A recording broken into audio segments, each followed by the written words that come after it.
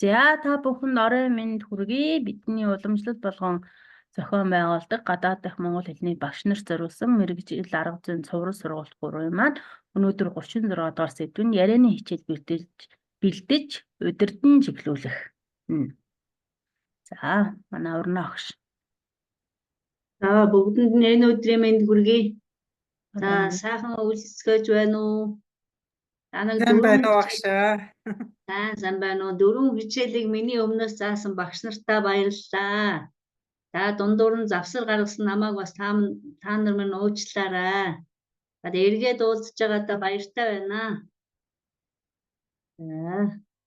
За өнөөдрийн сэдв ярианы хичээл бэлдэх, түүнийг удирдан чиглүүлэх гэсэн сэдв сонгосон байгаа. Энэ сэдвийг сонгож байгаагийн шалтгаан бол ярианы хичээл гэхээр ер нь ихэнх багш нарын хувьд бол тэр юу аах вэ?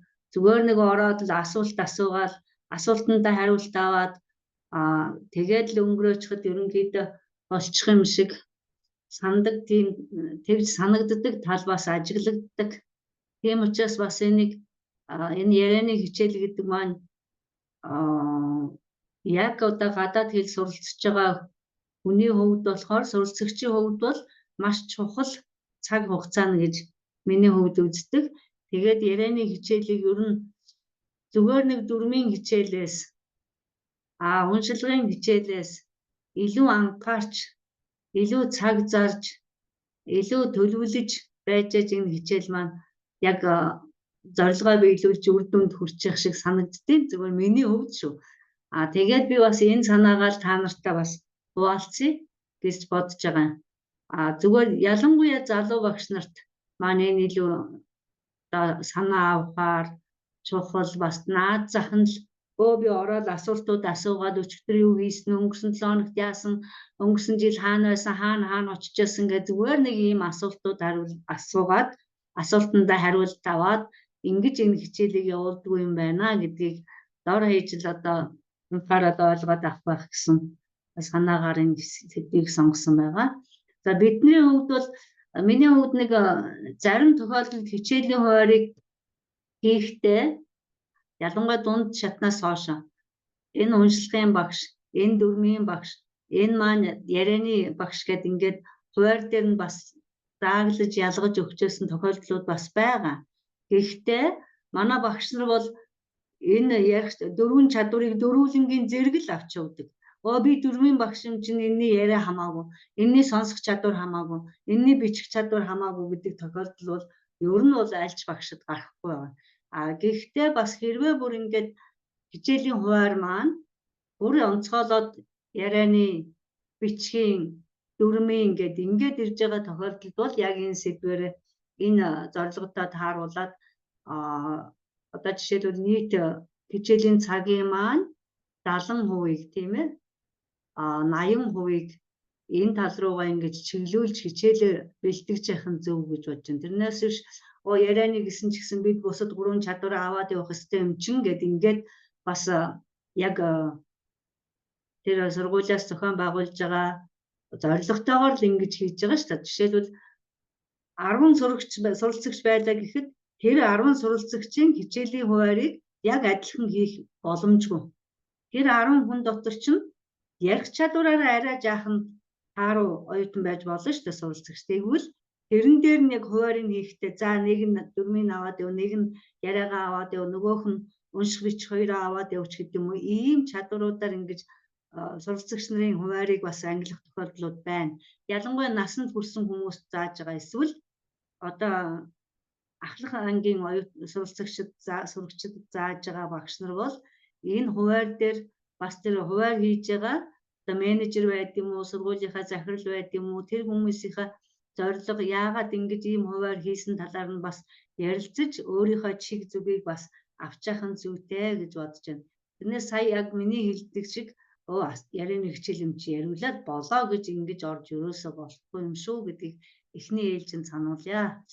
За тэгээд хичээлийн ярианы хичээл гэдэг бол хүний ярих процесс бол үйл ажиллагаа бол бие махбодын үйл, дээрэс нь энэ бол оюун санааны үйл байгаа тийм ээ. Та нар бүгдээрээ мэдж байгаа. Тэгэхээр энэ хоёрыг нь одоо аль альнийг нь анхаарч байгаа болохоос биш зөвхөн миний аман л хөдлөөл ингээл миний асуултанд хариулж л байвал тэр хүн чинь хариулж явахдаа тарих нь ажиллаж л байгаа шүү дээ тийм ээ. Бас дээрэс нь бидний одоо багш нарын анхаарах ёстой тухайн хүн маань одоо бие махбодын хувьд нөгөө юу body language-ийн хувьд тийм ээ. Ямар шүү байдалтай ярьж байна, ямар байдалтай байна, энэ сэдвийг ярихад яаж юм маш мэдрэмжтэйгээр тэр ярианы хичээлд оролцох ёстой. За ийм гомдол гарч ирсэн.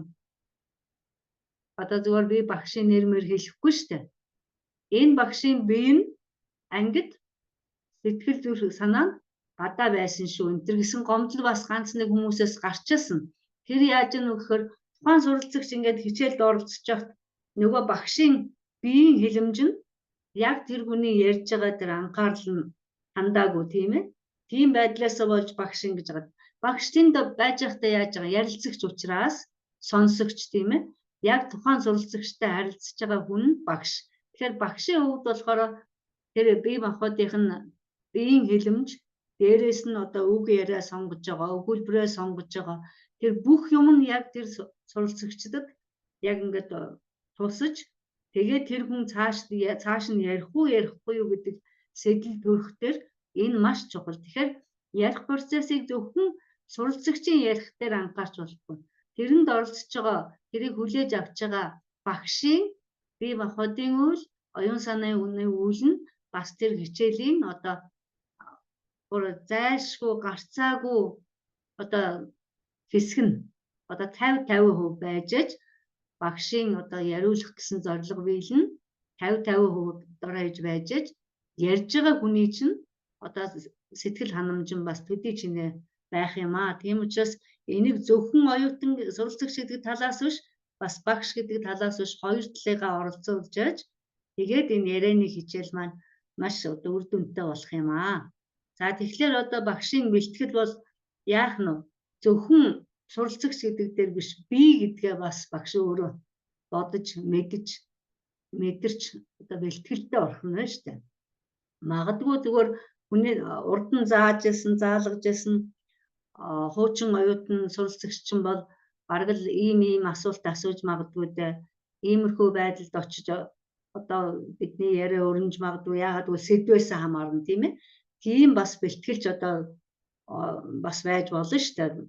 Ямиг яаж мэдэх үү гэсэн байдлаар ч бас бэлтгэлтэй орох тохиолдлууд бол байдаг. За тэгээ би аанал одоо бидний гаргадаг одоо нэг яриулж байгаа үед энэ ярианы хичээл дээр байгаа үед эхлээд одоо биднээс багшийн зүгээс гардаг алдаа дутагдлыг нэг жаахан хэлээд өгч гэж бодож байна. Нэгдүгээр энэ болохоор заах арга яг өөрийн болгоогүй. Ерөн заах арга гадаад хэл заах арга тийм ээ. Хүнд юм сургах заах аргад бол муу арга гэж байх. Зүгээр бидний хувьд заах арга өөрийн болгоо. Би ямар аргаар заах юм? Тэр аргаа өөрийн болгоо. Тухайн арга сонгосон арга тултал нь ашиглахгүй. За ийм арга сонгосон байна дээ. Ингээд цааш нь явах гэж байгаа юм байна гэтэл чинь шал өөр арга руу оруулаа явчихдаг. Өөрөөр хэлбэл тухайн багш яг эндээс энэ хүртэл би явна да гэсэн ийм нэг тодорхой 1 2 3 4 гэдэг ингээд хийлгэх үйлдэлүүд дарааллаагүй. Өөрөө дотроо төлөвлөөгүй. Эсвэл цаасандаа сайхан тэмдэглэж болно хэрвээ мартчихдаг. Гэтэл тэрийгээ тултал нь ашиглахгүй дутуу орхисноос болж зорилго нь яг тодорхой харагдахгүй. Энэ бол хичээлүүд дээр ингээд суугаад эсвэл хичээлийг одоо гаднаас нь чагнаад ямар шүү байна уу гэдгийг ажиглаж явах явцад бол яг энэ нийтлэг ер нь багш нар дээр гардаг.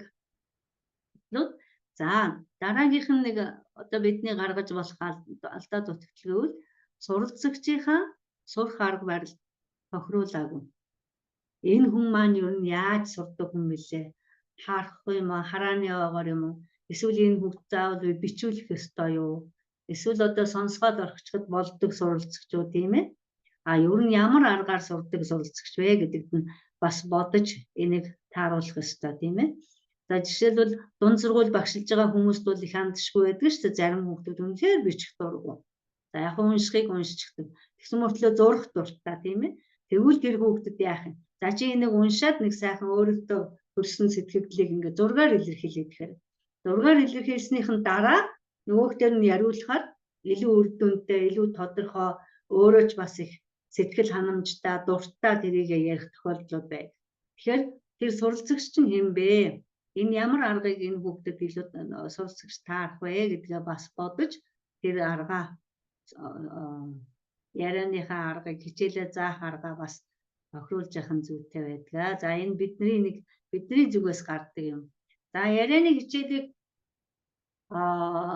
бэлтгэхэд бол нэгдүгээр асуудал бол одоо сэдв сонгох. За би ямар сэдвээр энэ суралцагчтай оюутантай ярианы хичээл хийх вэ? Ямар сэдв байх юм? За цаг агаар байх юм. За магадгүй одоо жишээлбэл Америк оюутан байлаа гэх чинь ойн төмөр гэсэн сэдв авах уу? Одоо яг нөгөө Калифорнид болж байгаа ойн төмөртэй холбоотой тийм ээ. Эсвэл Японы оюутан байлаа гэх чи яах юм? Далайн хар шуурга гэдэг сэдв авах юм уу? Ямар сэдвээр ярих уу гэдгээ тэр сэдвээ сонгох тэр багш ярианы хичээл удирдах байгаа, бэлдэж байгаа багш бол заавал бодох хэрэгтэй. Эхлээд мэдээж хэрэг за энэ хойно яригдсан нөгөө нас тэгэл нөгөө суралцсан хугацаанд нь тааруулах тухай бид нэр хойд хичээлдээ бас яригдах учраас энэ за тэгээ сэдв сонгохдоо юу бодох ёстой юм бэ гэхээр тухайн суралцагч одоо ингээд одоо өөр чинь одоо жишээлбэл далайн шуурга гэсэн сэдв Японы оюутанд сонгоё гэж бодъё тийм ээ. Тэгвэл тэр хүний одоо ой санамжинд болохоор ямар ч байсан нэг тийм далайн шуурганы талаар, цунамигийн талаар нэг тийм суур ойлголт тэр хүнд байвал их сайн. Санаанд нь одоо ингээд хоногшсон тийм ээ. Тэр шалтгаан нь юу гэж байгаа юм гэхээр нөгөө ярианы хичээлийн чинь суур болж байгаа. За дээрэс нь нөгөөх нь ингээд нүдэнд нь ингээд одоо жишээлбэл цунами гэж юм чинь далайн дагуулга тэр уус тэгэл тэрнээс тохиолж байгаа гамшиг тэр бүхэн чинь тэр хүний ингээд тархинд нь бас ингээд харагдаж штэ тийм ээ нүдэнд нь харагдаад тэрний яах юм гэхээр дүрслээд эргцүүлэн бодоод тэгээд өөртөө чинь ингээд харилцахад бас амар бол. Тэгээгүй одоо огт одоо тийм далайн шуурга муурганы тухай мэдэхгүй 10 настай хүүхэд байлаа гэж бодъё. Тэр хүүхдэд одоо энэ тухай ингээд цунами гэдээ ярил ямар байх? Тэр хүүхэд ч ойлгохгүй штэ. Тэр тусмаа одоо манай Монгол хүүхдэд далаагаас хол ийм хуурай газрын их газар дээр амьдардаг хүүхдүүдэд бол энэ сэдв бол угаасаа санаанд нь буухгүй. Тэрний оронд шорон шуурга гэдэг сэдв байвал харин магадгүй нэрээс ингээд хуйларч байгаа тоос шороо бодоо тийм ээ тархинд нь тэр нь ингээд дүрслэгдээд харагдаад тэрнийг эргцүүл бодож байгаад ингээд ярихт нь бас мөн тэгээд дараагийнх нь нэг анхаарах зүйл бол яг одоо энэ хэрэгжилж байгаа үг яг одоо энэ ярианы хичээл дээр хийж байгаа сэдв тийм ээ тухайн хүний амьдралд тийм наалдсан ашиглагдаж болох үгнүүдтэй дараагийн хүнд одоо сонирхуулаад ярих боломжтой ийм одоо гурван талаас нь бодож сэдвээ сонгуул илүү үр дүнтэй байх юм гэж юу н бодож байгаа. Тийм учраас та нар миний суралцагч хэн бэ? Хаана амьдардаг вэ? Юу хийдэг вэ? Хэдэн настай вэ? Би юуны тухай ярьж болох уу гэдэг талаасаа дандаа ингэж сайхан бодож сэдвээ сонгоор. Ямар нэгэн сэдв сонгохгүйгээр зүгээр яваад орно гэдэг та бол хичээл бэлдээгүй л гэсэн үг. Ямар ч бэлтгэлгүй. Асуулт асуугаад ярилцаал гараад ирнэ гэж байгаа бол та тэр өдрийн ажлыг байж байгаа мөртлөө тасалсантай ерөөсөө ялгаа байх. За тэгээд суралцагч нартай ерөнхийдөө багшийн зүгээс тавих одоо шаардлага гэх юм уу? Доторчин байж байгаа шалгуур нь юу байх юм бэ? Тэр суралцагч өөртөө итгэл төгс ярьдаг болох хүртэл нь ерөөсөө алдаа хийхээс нь тийм айдаггүй хүн болгочих хэрэгтэй. Алдаанаас битгий яагаад энийг алдаанаас айлахгүй болгохын тулд багш яах ёстой гэвэл ярьж хэлж байгаа зүйлд нь маш анхааралтай хандах хэрэгтэй. Хаан суралцагч алдаа гаргаад ярьлаа гэдэг чи буруу ярьлаа гэх ямар шаардлага байна? Гол нь өөрт чинь ярьж байгаа юм нь ойлгогдож байна уу үгүй юу? Ер нь гадаад хэлний төвшинг ялангуяа ярианы ярилцах чадвараар нь шалгаж байгаа нэг тохиолдолд юу байх вэ гэхээр бусдад өөрийгөө ойлгуулах, зөвөр ойлгуулах гэдэг л шалгуур нь хамгийн чухал. Тэрнээс хэлзэн алдаа тоодохгүй гэдээ бид нар өмнө ярьсан байна. За тэгэхээр тэр суралцагчийг алдаа хийхээсээ айдаггүй тийм ярилцагч, тийм харилцагч болгож гисэн байхад энэ ярианы хичээл бол их үр дүнтэй идэвхтэй байна. Тийм учраас багш шүүж болохгүй хэлзүүн дүрмийн алдаагаас алдаан дээр нь одоо ач холбогдол өгөөд тухайн суралцагчийн яриаг тасалж ингэж алдсан тийм юм. Харин тэр алдааг нь дахин давтуулахгүй тулд багш бол хэлсэн өгүүлбэрийн самбардаар бичиж байгаад нөхөрсөг байдлаар их зөөлөн аятайхан хандаад тэр алдааг нь засуулаад аль болох дараа нь давтуулахгүй байх талаас нь байдаг бүх арга хэмжээгээ авч явах ёстой. Одоо яа дээ энэ хичээл дээр чимээг өнгөрчөө за эргүүлээд дараагийнх нь хичээл дээр өмнөх хичээл дээр чимэн сайжирсан шиг ихтэй нэг хоёрхан алдаагаас нэг чинь ингээд засчихдаг. Дараа нь тэрийгээ багш дараагийнхаа хичээлүүд дээр анхаарч хагаад тэр алдааг хийдэггүй болгочиход тэгэл болно. Хэрвээ анханаас нь алдааг нь засаад яриаг нь таслаад жишээлбэл нэг 5 гишүүнтэй өгүүлбэр хэллээ чинь 3 дахь гишүүн дээр нь л одоо алдаа гаргалах тэн дээр нь яг үгийг давтаж хэлээл одоо ахад гэх гэсэн хүн чинь ахаас гэдэг юм ахтаа гэдэг юм гэхээр тас зогсоогоод ингээд байх юм бол нөгөө хүн чинь тийм өөртөө ихтэй ярихаа болчих штэ. Тэгэхээр бүтэн өгүүлбэрийг нь бүтнээр нь дуустал заавал сонсож явах хэрэгтэй.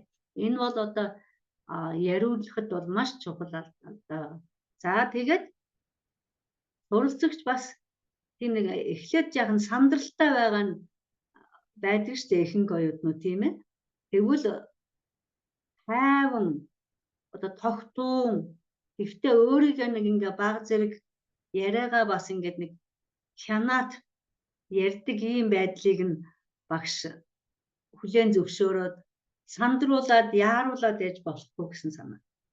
Тэр хянуур нэхуур байгаад өөрийгөө хянах гээд байгаа нь юу байх юм гэхээр жишээлбэл манай нөгөө тийн алгалын нөхцлүүдийн за аль нь ордог үлээ аль нь үлээ гэд ингээд хүн бас бодно штэ.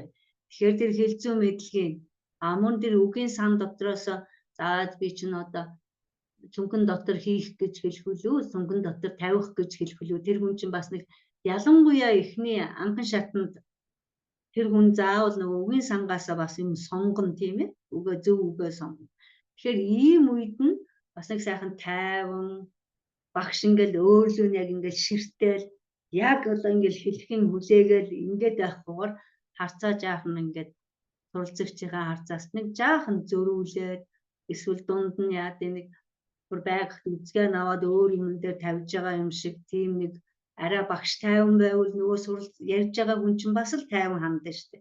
Тэр багш өөрөө ингээд өөдөөс нь ингээд жижиглээд явах юм бол нөгөө хүн чинь бүр сандраад ярихад хэцүү болно. Тэгэхээр тайван тогтуун тийм одоо яхуур тэгээд ийм ярих ийм боломжийг нь багш хичээл дээрээ сайхан бүрдүүлж өгөх ёстой.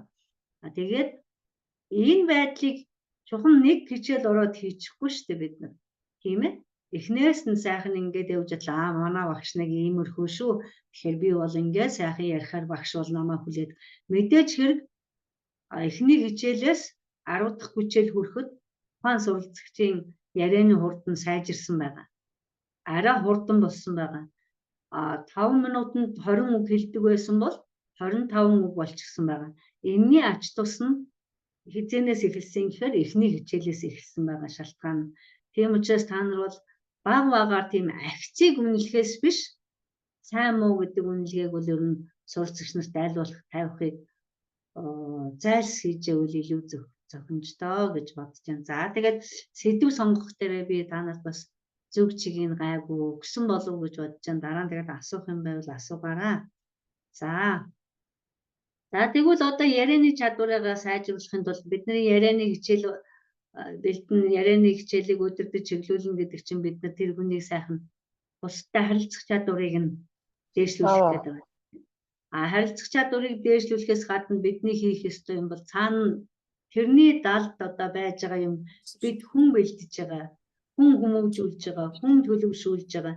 Ирээдүйн сайхан хүнийг одоо ялангуяа та нарын одоо бага насны, дунд насны, ахлах ангийн ийм хүүхдүүдэд зааж байгаа хүмүүс бол би ирээдүйн Монгол хүнийг бэлтгэж байгаа л гэдгээ бүр нэгдүгээр зэрэгтэл анхаарч явах хэрэгтэй. Тийм учраас багш бол байнгын үлгэр жишээ байгаад тэгээд одоо дараагийнхаа анхан одоо төлөвүүдийг анхаарч ажиллах хэрэгтэй. За анхан шатны оюутанд тэгвэл одоо ярианы чадвараа сайжруулахын тулд бол юу хийх ёстой юм бэ? За сонсох дасгалыг ярина гэж яагаад юухнийх нь сонсох болчвоо гэж одоо бодож байгаа багш байж магадгүй шүү дээ. Тэгвэл их хэлтнийг эсвэл тухайн одоо суралцж байгаа хэлээрээ ярьж байгаа гадаадын иргэдийн яриа тэр одоо сонсож болох бүх юмнуудыг сонсох дасгалыг бүр өдөр бүр хийлгэж явах хэрэгтэй. Ингэснээр яах юм гэхээр нөгөө дуу хоолой нөгөө өөрөө жишээлбэл даалгавар гэдэг үгийг хэлж чаддгүй хүн байж болно шүү дээ. Тэгвэл өөр хүмүүсийн даалгавар гэж байгааг сонсож байгаа тэр хүн чинь бас нэг тогтоогоод авна да. Тэгээд дараа нь одоо хэрэглэхэд нь тэр нь ээдрээ нь гарч гисэн хэлэн зөвшөрч гисэн сайхан байна. За сонсох дасгалыг хийхдээ тогтмол өдөр бүр хийхээс гадна бүр ашигтай тийм үр дүнтэй тийм үлдэцтэй юм байх хэрэгтэй. Өдөр бүр хийхдээ нэг цагаар биш шүү дээ. Тийм ээ, нэг цаг өдөр болгон чи нэг цаг юм сонсороо гэвэл энэ бол бас бидний одоо тухайн суралцагчтай ч юм уу ямар за насанд хүрсэн хүн байсан ч гэсэн та нэг цаг сонс гэж хэлдэг арга ерөөсөө байх. Та нэг 5 минут сонсчороо. Хамгийн дээдлэн за нэг 25 минут 20 минут ер нь хангалттай сонсох дасгалыг бол. За мөн анхан шатны суралцагч нарт байнга хийх ёстой нэг яриагийн сайжруулахын тулд шүү. Даган дуурайх дасгалыг сайн хийлгэж явах хэрэгтэй. Энэ дээр бол ялангуяа нэг ингээд өгүүлбэрээр нь тогтоод өгч юм уу тийм ээ? Эсвэл холбоо үгээр нь тогтоолгох ийм үгнүүдийг болохоор сайхан даган дуурайлгаж хэлүүлж ивэл үр дүн илүү сайн болдог. Жишээлбэл одоо тавих гэдэг үгийг жишээ авъя. Ил байвал тавих л гэж юм. За ширээн дээр тавих, ширээн доор тавих. Дотор нь болохоор хийх гэдэг шүү. За үзэг цөмхөнд хий, үзэг ширээн дээр тавь гэдэг ч юм уу тийм ээ. Ийм юмнуудыг ингээд дуурайлгаж сайн хэлвэл англи хэлэн дээр нөгөө мимик гэдэг дасгал үг биш үү тийм ээ. Тэрийг сайн хэлж явах хэрэгтэй. Эндээс яад юм гэхээр ингээд хэлэн сайхан зөвшрээд ирнэ. Мөн ийм үед бол нэг хүн бүхний мэддэг юм уу эсвэл хаанч сонсогдож болохоор дуу бас байж болно шүү дээ тийм ээ. Жишээлбэл манайх маамон аашрыг эхний хичээлүүд дээр ер нь өгдөг. Энэ сонсогдөг. Энэ нь яагаад гэвэл нөгөө шийдэн үсгийн яагийг одоо яаж сонсгож байгааг сонсгох гайв бас зарим нэг юм наашир гэдэг үгийг сайхан гэлүүлдэг болгочих гайв. Тэгэхээр энэ юмнуудыг ер нь дагаан дуурайх ийм дасгалуудыг тухай бүрдэнд хийлгэж байгаа. За дараачих дээр нь сонссон сурснаа өөрийн ярианда ашиглаж явах шаардлага. Өмнөх хичээл дээр одоо сая сонссон юмн дээр нэг үг байхтал тэрийг нь одоо ашиглуулдаг. Тэгэхээр яг нь багш бол одоо материалаа өөрөө бэлтжсэн хүн чинь за энэ одоо төвөр өгүүлбэр дээр ийм үг байсан шүү. Миний хүн ийм юмнуудыг сурсан байх. Энэ нь шинэ шүү, энэ нь хуучин үгнүүд шүү гэдэг юм уу тийм ээ. За энэ нэг холбоо үг байх ёстой. Эсвэл энэ нэг өгүүлбэр богинохой өгүүлбэр байгаа ч гэдэг юм уу. Тэр юмнууд нь тэгээд яг нөгөө ашиглагдаж ах амьдралд нь жишээлбэл сайхан ойрсороо гэдэг үгийг л өнөөдөр хэд дахиад даган дуурайгаад хэлчихсэн шинээр сурчихсан бол эртээ нь очиод гэрээхэндээ сайхан ойрсороо гэдэг маргааш ороо нь хэлэхдээ энэ бол амьдралд нь ашиглагдаж байгаа тийм ээ. За ийм байдлаар за тэгээд ер нь хийх зүйлүүд бол тогтмол байх нь маш чухал. Энэ 7 хоногт хийчихээ дахиад 2-7 хоног хайчгаад дараагийн 7 хоногт нь хийнэ гэвэл энэ бас үр дүн болно да тийм ээ. Аль болох тогтмол байхдаа за хичээл хэрвээ 40 минут үргэлжлэлээ гэх чинь тэрний 40 минутын турш биш багш нэг 3 минутыг байдаг юм уу? Яаж одоо хэдэн цаг хэдэн минутад ямар хугацаа зарцуулах вэ гэдгээ мэдээж хэрэг багш маань хичээлийнхаа бэлтгэлээ явуулцад төлөвлөсөн байгаа тийм ээ цагаа хуваарлахтаа тэгээд тэрэн дээр анхаарах юм маань бол тогтмол байх нь. За тэгээд анхан шатны оюутан дээр одоо суралцагч дээр багшийн зүгээс хийх юм дуудлагын асуудал тийм ээ. Зөв дуудлууд сураагүй хүн дунд шатанд очоод одоо тийм сайхан өөртөө ихтэйгээр тийм ярилцагч бусдад харилцагч болоход бас төвөгтэй тийм ээ. Тэгэхээр анхан шатан дээр нь ярианы дадлаг хичээл дээр бол миний бодлоор одоо дуудлагын зөв дуудах дасгалыг сайхан хийлгээд үеэр таслаад зөв дуудуулаа сурагчих хэрэгтэй. Энэ нэг бол уншлагын хичээлтэй хэрэгжилж болно. Сонсох хичээлтэй одоо ингээд өнгөөр одоо дуудлага гэдэг үг бол яаж хаана хуваарлах юм, хаагур нь тасалж хэлэх юм тийм ээ. Яаж хэлвэл яг их хэлтэн шиг сонсогдох гэдэг тал дээр сайн. Дараачих нь одоо багшийн анхаарч явах юм бол үгийн санд шинэ үг одоо заах, шинэ үгийн цээжлүүлэх, тэрийг нь одоо хэрэглгээнд оруулах тийм ээ. Энэ талаас нь байна. Яагаад гэвэл үгийн сан багтаа цөөхөө ийм хүн бол нөгөө ярилцагч болох гэхээр бүгэн дутаад байдаг. Тэгээд орлуулад хэлэх үг байхгүй, тайлбарлах гэхээр чадахгүй. Тэгэхээр ямар нэгэн байдлаар үгийн сангийн одоо баяжуулах хичээлийг бол ажлыг бол бас орхиж өрөөсөө бол. Тэрийг нөгөөд явж явах дараагийн удаад бол одоо нэг 2-7 хоногийн дараа 3-7 хоногийн дараа өөрийн чинь нэг сайхан хамтрагч, харилцагч бэлтгэгдэн гэсэн. За мөн одоо багшийн зүгээс байнгын анхаарч одоо ярианы хичээлийг өдөртөн чиглүүлэхдээ анхаарах зүйл бол өгүүлбэр зүйн одоо зүйлээ орхиж болохгүй. За энэ өгүүлбэр зүй гэдэг дээр бид нэр одоо бүтцийн талаас тийм ээ. Энгийн өгүүлбэр юм уу? За тэгээд хураангуй өгүүлбэр юм уу? Дэлгэрэнгүй өгүүлбэр юм уу?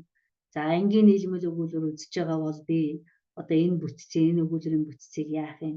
Зэрэгцэн гişиг өгүүлбэртэй байвал тодтгол гişиг өгүүлбэр, төсөлтгөн гişиг өгүүлбэр. За анган шатны оюутанд бол ер нь энгийн нийлмэл өгүүлбэр дээр очиод зогсон тийм ээ. За тэгээд өгүүлбэрийг нэг ингээд өгүүлбэрийн бүтэц анхааруулах одоо дадлагжуулж явах явцдаа нэг анхаарах зүйл бол багш нарын хувьд болохоор батлах өгүүлбэрээ их сайхан хийлгээд байдаг. Үүсэх өгүүлбэрийн ерөнхийдөө жаахан орхичих гээд байдаг. Тэгэхээр энэ хоёрыг хоёулангийн сайхан зэрэг аваад явах хэрэгтэй. Жишээлбэл батлах өгүүлбэрээр хариулах 3 өгүүлбэр байлгах чинь үүсэх өгүүлбэрээр хариулах бас л нэг 3 өгүүлбэр байвал илүү зохимжтой. 50-50%-аар бүр байд болдгоо мах нэг 60-40 харьцаатай заавал авч явж авал зөв. Ихэнх одоо ялангуяа залуу багш нар, шинэ багш нарын хувьд бол үүсэх талын орчих гэдэг тал байдаг. Тэгэхээр энийг битгий орхигдуулаарай гэж хэлэх байна. За мөн шинэ үг, холбоо үгийг заавал бичиж нөгөө хараанд нь тийм ээ харааны ойг нь ашиглаж авах. Зүгээр л одоо нэг сэдв уншлаа тэн дээр байгаа шинэ үгийг зүгээр ингээд багш энэ шинэ үг л энэ чинь мимик гэдэг чинь дөөр яах гэж байгаа маа. Ингээд хэлээд явах нь ерөөсөө хангалттай биш. Заавал самбарт сайхан бичиж үзүүлээ.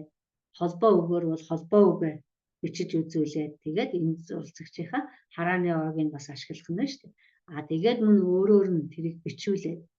Зарим хүмүүс бол нэг удаа биччихсэн байхад тархинд нь сайхан тогтсон байдаг тийм ээ. Зарим нь харааны ойтой хүн бол сайхан хараад уншчихаар тэр тогтож болно.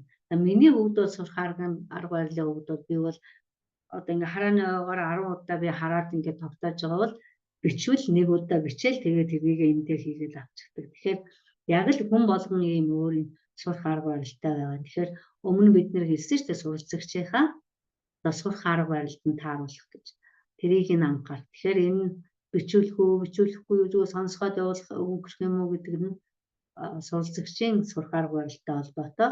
Гэхдээ энэ ингээд сонсоод сурчдаг юм чинь гэсэн байдлаар битгий хандараа заавал бичиж өгч явах нь зүйтэй гэж нэг захих байна. За дараагийнх нь байна. За тэгээд энэ сэдвээ сонгохын хувьд одоо ярианы хичээлийг одоо бэлдэж удирдах байгаа багшийн тухайд болохоор нөгөө бид нар чинь ярих сэдв сонгохдоос саяын эхнийх дээр нөгөө унших гэд ингээд ороод сонсгох дасгал гэд ингээд ороод иж байгаа тийм. Тэгэхээр юу сонсох вэ гэдэг энэ тал дээр бас нэг жаахан тайлбар хийх гэж энэ нэг эхийн загварыг хэрэглэх байдал гэдэг дээр нэг юм бичсэн байгаа. Тэгэхээр энэ яагаад ингэж өгч байгаа юм бэ гэхээр энийг би та нарыг бичүүлэхэд, уншуулахад, сонсоход, мөн ярихад ярианы хичээл дээрч бас эднийг анхаарал дотроо ингээд багш бодолтой за миний суралцагч нь анхан шатны хүн шүү. Анхан шатны хүн учраас би одоо миний суралцагчаа ер нь хэр их юм Өгүүлбэрийн бүтцийн хувьд нөгөө ярьж байгаа суралцагчийн маань өгүүлбэр ямар байвал ямар бүтцтэй байвал болох вүлээ гэдгээ ингээд багш өөрөө дотроо ингээд бас нэг баримжаатай байг гэдэг үүднээс энийг хийсэн. За анхан шатны оюутан дээр ялангуяа анхан шатаа гэдэг одоо нэг A1 A2 гэл ингээд хуваадаг тийм ээ төвшингүүдийг тэрэн дээр A1-ийн хувьд бол бараг л дан үг холбоо үгээр та нарын асуултанд хариулна. Дээрэс нь хэрвээ өгүүлбэр хэлж байгаа бол тэр өгүүлбэр нь автоматар цээжилсэн өгүүлбэрүүд байх магадлалтай A1-ийн хувьд. A2-ийн хувьд бол яах вэ гэхээр харин өөрөө өгүүлбэр бүтээгээд одоо хураангуйч байд юм уу дэлгэрэнгүйч байд юм уу тийм ээ. Магадгүй тэр дал нь одоо сайнч байж болно, дунд зэрэг байж болно, эсвэл тааруухан ч байж болно. Гэхдээ ямар ч байсан миний суралцагч миний асуултанд нэг иймэрхүү бүтцээр иймэрхүү одоо хариулт өгөхөр болсон шүү гэдгээ багш бас дотроо ингээд бодолтой орох гэж бодсон үднээс энийг хүснэгтэй хийсэн. За дунд шатны одоо суралцагчтай та ярианы хичээл хийх гэж байгаа бол миний асуултанд энэ өгүүлбэрээр хариул. Эсвэл би энд сонсгох материал маань бүтэн өгүүлбэрүүд байж болно тийм ээ. За тэгээд онцлог нь тэр тооцсон маягтай өгүүлбэрүүдийг ашиглах юм байна шүү. Ийм гэсэн бодолтойгоор ингэж иймэрхүү байдлын одоо их бэлдэж орно сонсох гэж байгаа бол уншуулчаад яриулах тохиолдол байна шүү дээ. За чи нэг уншаад унснийхэн дараа багш асуулт тавиад асуултаа. Эсвэл чи нэг уншичаад надад хэлээд юу гарч ийн үү? За миний хувьд энэ дээр бол ямар материалуудыг ашигладаг вэхээр за миний жаахан хянд өөрөө хянд чадж байгаа нь болохоор англи хэл, орос хэл хоёр байгаа. Хянд чадахгүй мөртлөө би заримдаа нэг тийм солонгос хэлний материал, хятад хэл дээр ийм материалуудыг ашигладаг. Тэрийгээ болохоор нөгөө хичээлээс өмнө бас хятад хэл мэддэг, солонгос хэл мэддэг хүмүүсээс ингээд орчуулгуулад авчихсан. За энэ дотор юу гэж ингээд бүгдийг өөрөө монголоор бичээд авсан. Тэгээд би чинь бас бодсон шүү дээ. За би өнөөдөр одоо доржид хичээл орох гэж байгаа. Дорж чинь энэ үгнүүдийг бүгдийг мэдж байгаа үгүй юу? За тэгчгээд нөгөө материалыг за энэ танаас солонгос хэлэн дээр байгаа өгүүлбэр. Энд юу гэж байна вэ? Чи надад хэлээд өгдөө гэд ингэх жишээтэй. Тэгэхээр нөгөө хүн маань энд ингэж бичсэн байна. Эсвэл зүгээр тоочход анхан шатны оюутанд бол тийм материалаа бэлдээд орсон. Дунд шатанд бол ийм дээд шатанд болохоор тийм нэг утгатай хэсгүүд, үндэсний шатны оюутанд орж байгаа хэд хэдэн утгад хэсэгтэй ийм материалуудыг төрүүлээд нөгөө хичээл бэлдэх гэдэг л энийг хэлнэ. Би бэлтгэлгүй орсон бол нөгөө суралцагч нартай би яваа хийж чадахгүй шүү дээ. Энэ дээрээ юу байгааг бэлдсэн текстэн дээр уншуулад яриулах гэсэн текстэн дээрээ юу байгааг мэдэхгүй би тэр суралцагчд өгөх надад ирэх байхгүй. Ямар ч хэлээр байсан би тэрийг дотор нь тийм юм байгаа, ийм үг орно, ийм утга санаатай гэдгээ мэдчихэж нөгөө хүн дээрээ өгөхөр их хэлээр нь уншуулад эргүүлээд монгол хэлээр яриулах ийм нэг боломжууд байдаг. Тэгэхээр энэ эхийн загварыг хэрэглэх байдлыг одоо сонсгох их байж болно, уншуулах их байж болно. Эсвэл одоо ярихыг шаардахтаа за нэг иймэрхүү юмыг би суралцагчаас хүлээн шүү. Тийм ээ? Expectation юу байх юм бэ гэдэг дээр бол би нэг ийм л хүлээлттэйгээр орно гэдгээ багш төрүүлээд мэдчихвэл зөв юм гэж удаад энийг ингэж оруулсан байгаа. Тэрнээс би анхан шатны оюутанд оржиж нэх олон утгад хэсэгтэй юм авч ороод тэгэл тэрийгээ уншуулаад за чи надаа яриарай ийм байж болохгүй төвшөнд нь харуулах ёстой тийм ээ. За энэ дээр бол энийг нэг анхаарч аваарай цаашид тестийн их бэлтгэхтэй ч байд юм уу энийг бол ер нь олон материал дээр хэрэглэх боломжтой. За мөн анхан шатны суралцагч нар дээр нэг өмнө бид нөгөө сонсгох гэж хэлсэн. За бас нэг их бэлтгэхэд уншуулаад тэгээд эргээд яриулах гэж байна. Энэ нэг онцгой эрчим дарга ер нь анхан шатны суралцагч нартай илүү зохимжтой байх шиг байгаа. Ялангуяа шинэ холбоо үг зааж байгаа тохиолдолд эсвэл асуух төлөөний үгүүдийг асуух үгнүүдийг зааж байгаа тохиолдолд тийм ээ. Иймэрхүү жишээлбэл хизээгээд би энэ дээр авсан байна. Гэтэл чинь юу гэдэгтэй асуултууд 8 асуулт байж болно шүү дээ. Эсвэл хаана гэдэг асуух төлөөний үгтэй 8 асуулт байж болно тийм ээ. Тэгээд энийг ингэж байгаа шалтгаан нь юу юм бэ гэхээр нөгөө нэг англи хэл дээр бас нэг drilling гэдэг байгаа тийм ээ. Юм ингээд нэг одоо энэ өгүүлбэрийн бүтцийг тэр суралцагчид нэг хараанд нь өөрсдийнх нь одоо дараагийн удаад энэ хизээ гэдэг асуугдлын үнийг ашиглаад өгүүлбэр зохиохдоо хизээ тэр хоол хийсэн бэ гэснээс илүү тэр хизээ хоол хийсэн бэ тийм ээ. Гэх мэт ийм байрлалыг нь хөвшүүлэхийн тулд ч байд юм уу. За тэгээд энэ дээр байж байгаа би сая холбоо үг хөвшүүлэхэд гэж хэлсэн тийм ээ. Хоол хийх гэдэг үг байж болно. Дараа нь ингэжсэн бүр яг хоолныхаа нэр аваад бууз хийсэн гэж хийх гэдэг орж иж байна. За энэ дараачих нь 3 асуултан дээр болохоор хүргэж өгөх, хүргэж ирэх, ирж авах гэдэг энэ 3 холбоо үгийг хамттан тийм ээ зарим туслах үүргээр орсон байна.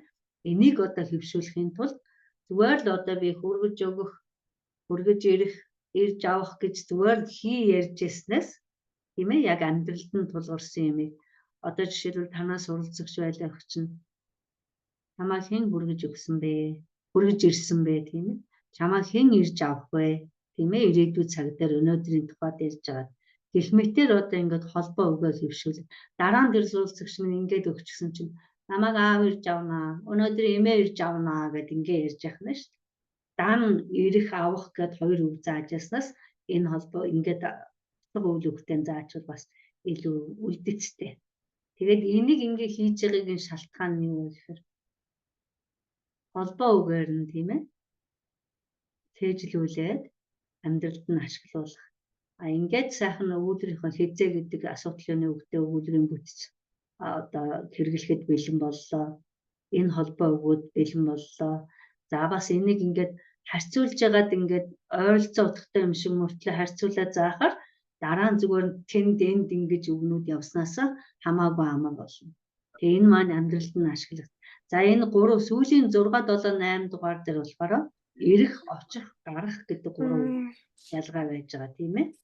За гудамжинд таарчаад багшаа та манад ирээрээ гэд ингээд ярьж яадаг. Гэтэл чинь та манад очоороо гэж хэлэх ёстой. Тэгээд энэ дээр бол манад ирэх, манад очих, манайх руу гарах гэсэн ийм 3 үгнүүдийг зүгээр би жишээ олгоод та нарт харуулдаг.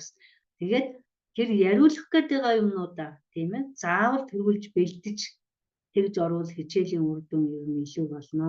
За жишээлбэл энэ хичээлийг одоо нэг хичээл 40 минутын хичээлтэй хүн энэ хэдэн үгнүүдийг авлаа гэх чинь хангалттай нэг хичээл болж болно. Тэгээ сайхан өөрийг нь одоо ингээд өдөртөн чиглүүлээд яриулаад тийм ээ.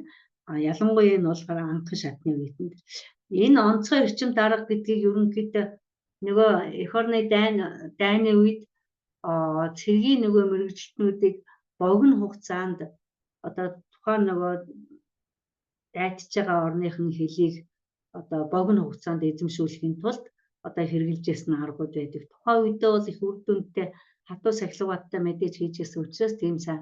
Тэгэхээр энэ аргыг болохоор яг энэ бүтцийг нь ингээд тогтоолгонгоо заадаг энэ аргуудыг харьцуулаад заадаг энэ арга нь их үр дүнтэй байсан юм байлээ. Энэ англи нэрийг бичсэн байгаа. Ерөнхийдөө бидний заах арга дээр бол drilling гэдэг утгаараа хэрэглээд бас явж болно. Өгүүлбэрийн бүтцүүдийг тогтоолгонгоо одоо холбоо өгнүүдэд машин өгнүүдэд заагаад тэгээд дараа нь одоо хизээ гэдэг өгүүлбэрийг яг ийм байдлаар зохиогоод явахд бол боломжтой гэсэн санаа. За мөн энэ ярианы чадварыг сайжруулахын тулд ярианы хичээлд бэлдэхин тулд за би өмнө нөгөө эхийн загвар бэлдэх гээд ирсэн тийм ээ. Энэ дээр бол унших чадварт нь дандаа анхаарч явах хэрэгтэй байна. Унших чадварт яагаад анхаарч байгаа юм бэ? Ярианы хичээл хичгээд гэж бодож магадгүй. Энэ шалтгаан бол нөгөө унших чадвар нь сайхан тогтуун ингээд жигд болоод ирэхээр ярианых нь одоо ярих чадвар нь бас л адилхан жигдхэн одоо тийм яг өөрийнх нь дотроос ингээд урсаж гарч байгаа тэр ярих урсгал нь ингээд өгнүүдийн гарч байгаа урсгал нь ч гэсэн тийм жигдхэн одоо тийм бол одоо гацаал игмаг гээл тэгээд байхгүй болно. Тийм болохын одоо болгохын тулд суралцагчийнхаа унших чадвар байнга анхаарч авах хэрэгтэй. За тэгээд уншуулахдаа бас юу уншуулах вэ? Бас л нөгөө анхан шатанд байх юм бол мэдээж хэрэг үгийн тоон байх, бага байх хэрэгтэй тийм ээ. Анган шатны A1-д бол ялангуяа ямар үг байх юм. A2-т нь ямар үг байх юм. За энэ би 3 өөр материалуудыг одоо бичсэн байна. Эхнийхтэр нь зүгээр нэг төвөр өгүүлбэрүүд аваад энэ хүнтэй холбоотой. Гэхдээ энэ өгүүлбэрүүд маань эргээд суралцагч маань хүн юм чинь эргээд өөртөө бас нэг мэдлэг болгож штэ тийм ээ. Жишээл хүн хэдий ястаа вэ гэсэн асуулт тавьснаа насанд хүрсэн хүн 206 ястаа 639 булчинтай. Ингээд нэг 14 үгтэй юмыг ингээд сайхан жигдэхэн байдлаар уншив. Тэрнээс бид нэг 40 минутынхаа турш унших материал бэлдэж болохгүй шүү дээ. Тэгэх юм бол бидний цаг хугацаагаа хуваарлаж чадахгүй. Дараа нөгөө хүнээ яриулах цаг. За энэ зараа гэсэн сэдвийг авсан байна. За хүүхдүүд зарааг мэдэхгүй хүүхд байхгүй, тоглох зараагаар тоглодгүй хүүхд гэж байхгүй тийм ээ. Тэгэхээр зараа өргөстэй амтна. Одоо энэ дээр зараа гэх юм уу, зар-аа гэх юм уу, өргөстэй гэх юм уу, өргөстэй гэх юм уу, хаана одоо нөгөө дуугүй гიშг нь байгаа, балархай гიშг нь байгаа. Тэр мөрөн дээр анхаарал сайхан ийм богинохоо юм уншуулсан юмнаас ч суралцагч бас мэдлэг олсон. Мэдлэг олохын дээрсээ нөгөө сурч байгаа хэлээ дадлагжуулсан байгаа. За тэгээд эндээс зарааны зулцгийг одоо ишиг гэдэг юм байна, хург гэдэг юм байна, бөөдий гэдэг юм байна гэдгийг одоо бид за анжээсэн хөвгтөн амтан гэдэг нэг холбоо үгийг бас цэжлээд авах жишээтэй тийм ээ. За дараагийнх нь ингээд үгийнх нь тоо энэ дээр 15 болж байгаа. Ганцаарч гэсэн ингээд ахиад ирж байгаа. За дараагийнх нь 18 үгтэй нэг хөөрхөн шүлгийг бичсэн байгаа. Тэгээ одоо энийг ингэж нь шүлэг байдлыг яаж унших эсвэл зүгээр энгийн өгүүлбэр хүүрнэх өгүүлбэр уншиж байгаа маягаар уншуулах юм уу? Яах юм? Энийгээ бол тухайн үед багш. Тэгээ энэ дээр одоо нөгөө болж мөргээд хөөрхөн шүүг мэдэхгүй хүүхд байхгүй, талхан дуртай бов, талхан дуртай тийм ээ. Их мэт ийм хөөрхөн хөгжөөхөр тийм. Тэрнээс ш нэг намаа гарга нэ тэгээд нөгөөх нь 50 үгтэй юм уншуулад суужиж болохгүй анхан шатны хүн дээр бол ялангуяа нэг дээр бол тэгээд ингээд баг-багаар тэгээд энэ 3 өгүүлбэрийг ямар ч гацаагүйгээр жигдхэн хурдтай нэг газар нуудаад нэг газар нь хурдлаад ингээд байхгүйгээр сайхан жигд уншуулах тас. Унших чадвар нь хэдий сайн байна, ярих чадвар бас төдий чинь нэг сайн байдаг учраас энийг салгаж ойлгож болохгүй юм аа гэж ингэж анхааруулж гэж. За нэг дунд шат руу ороод ирлээ. Одоо дунд шатны хүнд одоо унших материал нь ямар хөө байх юм бэ гэд ингээд бодохоор мэдээж хэрэг нэг анган шатны хүмүүсээс суралцагчаас арай өртөвтөр тийм. Гэхдээ бас тухайн хүнд мэдлэг олгохоор дор хаяж одоо нэг тоо баримттай болохоор нэг юмыг шинээр мэдээд авах эсвэл мэддэг юм батжуулахаа тийм. За энэ дээр би миний Монгол гэдэг нэг материалыг одоо сошиалаас төвөрлээд ингээд аваад хэрэглэсэн байгаа. Газар нутгийн талаар хэлж өгөөд 21 аймагтай 315 сумтай хүн ам нь одоогийн байдлаар ийм байгаа юм байна. Малын тооллого нь одоо нэг иймэрхүү ийм толгой малтай юм. За мал дээр чинь толгой малтай гэж хэлдэг юм биш үү тийм ээ. Ялангуяа ахлах ангийн хүүхдүүд юм насанд хүрсэн хүмүүст бол энэ хангалттай олон шинэ үгнүүд гараад ирнэ. За Монголын хамгийн үнцэнтэй 10 газар гэсэн чинь за дээрээс нь ингээд явд юм алтан дэвшин үнэтэй. За энийг энэ багш нэмээд энэ одоогийн Улаанбаатарын байрлаж байгаа газар шүү гэд ингээ хэлээд өгчин. Хуучин нэр нь алтан дэвшин үнэтэй юм биш тэгээд мэдчихжээ. Тэгэл одоо энэ 10 газраа нэрлүүлчихэд газрын зураг байж байгаа мэдээж хэрэг газрын зураг дээр энэ газрууд байна шүү гэл ингээд сайхан уншлага болоод дээрээс нь үзүүлж харуулах юмтай тэгээ энэ үгнүүдэд зөв дуудуулаад дараа нь одоо энэ сэдвэрээ ярилцах чинь хүүхд бас за та Монголын талаар та нар өөр юу мэдэх вэ? За эсвэл одоо Монголын тухай биш юм амьдарч байгаа газрын талаар нэг иймэрхүү мэдээллийг гаргаж ирээд өөрсдөө нь яриулчих жишээтэй. Ингэжээч заавал нөгөө нэг ярих сэдлийн төрүүлж юуны тухай ярих гээд багш юу хүсэж байгаа нь бас эндээс бол бас тодорхойлж энэ хүн чинь нэг надаас нэг иймэрхүү хүсэн хүлээж байгаа юм байна. Энэ талаар нь би ярих юм байна гэдэг ч юм уу. Иймэрхүү нэг баримжаануудын нөгөөд тэгээд ярил. Дараа гүнзгий шатанд орохоор та нар яаж яриулах чинь та нарын асуудал байж болно. Тэгээ андан шат, дунд шат гэдэг дээр бол бүр ярих юмнуудын ярианы хичээлийг бол маш хариуцлагатай бэлтгэж хийж явах шаардлагатай. За дунд төвшингийн суралцагч нарын нэг суралцагчид төрдөг мэдрэмж юу нь юу байдаг вэ гэдэг талаар нь бас ярьж өгье. Энэ мэдрэмжээс гарчсан суралцагч бол ер нь одоо бусадтай тэр зорилтод хэлээрээ харилцахад ер нь бэлэн болчихдог гэсэн үг. Тэгэхээр та нарын суралцагч нар чинь ингээл анхан шатандаа сайхан заачглаа. За миний хүн яг дунд шатанд орлоо. За тэгээд дунд шатанд орчход гүнзгий шат руу юм уу агшин төвшин рүү ингээл орохоор би ч одоо ер нь сурсан уу сурсан гэтэл чинь одоо яагаад л ингээл нэг газар ингээл гацчихсан юм шиг мэдрэмж төрдөг. Магадгүй та нарт ч одоо яг өөрсдөө чинь сурсан хэлээ багш болгон баг гадаад хэлтэй байгаа та нарын сурсан хэлэн дотор ч бас миний энэ хэл ингээл гацчихлаа да гэдэг ийм мэдрэмж төрж байгаа. Энэ хүн дээр яах ёстой юм бэ? Энэ мэдрэмж төрсэн хүнийг яаж ярианы чадварыг нь сайжруулах юм бэ гэдэг дээр бол гадаад хэл зааж байгаа багш болгонд гарч ирдэг нэг яг тулгуурдаг асуудал энэ бол. За би энэ суралцагчийг одоо яах вэ? Ингээл явж байгаа л нэг л гацчлаа да миний хүн гэл ингэдэг тийм ээ. Энэ үед яах? Энэ талаадаас ч хүн болгоны өмнөө тавьдаг зааж байгаа багшийн одоо өөртөө тавьдаг ярих чадварыг нь яаж сайжруулах вэ? Би чадвараа яаж сайжруулах вэ гэдэг юм. Дараагийн төвшин рүү би яаж орох вэ гэдэг энэ асуудлууд аяндаа ярьдаг. За тэхийн тулд яах юм? Бодож төвлөрөхгүйгээр яриулж сурах хэрэгтэй. Бодоод ингээл гацаад тэгэл ингэжээс нэг болоод дахиад нэг байгаад ийм байдлаас нь гаргах тийм ээ. Ийм байдлаас нь гаргахад бидний өмнөхөөс нөө анхан шатнаас хийгээд явжсэн үйлдэлүүд маань их тус нэмэр болж байгаа. Энэ байдал бол та нарын суралцагч нарыг та нарын хийсэн ажлын чинь үр дүн энэ дээр харж. За дараагийн үед энэ гацсан мэдрэмжтэй тэр дунд төвшнээс одоо агсан дунд төвшин байд юм уу эсвэл гүнзгий рүү ороход ярианы чадварыг нь сайжруулахад нэг хийх юм бол холбоо үг тийм ээ. Холбох үг, хэлц үг, хөвшмөл хэллэг, салаа автахтай үгсийг ярианд нь ашиглуулах шаардлага.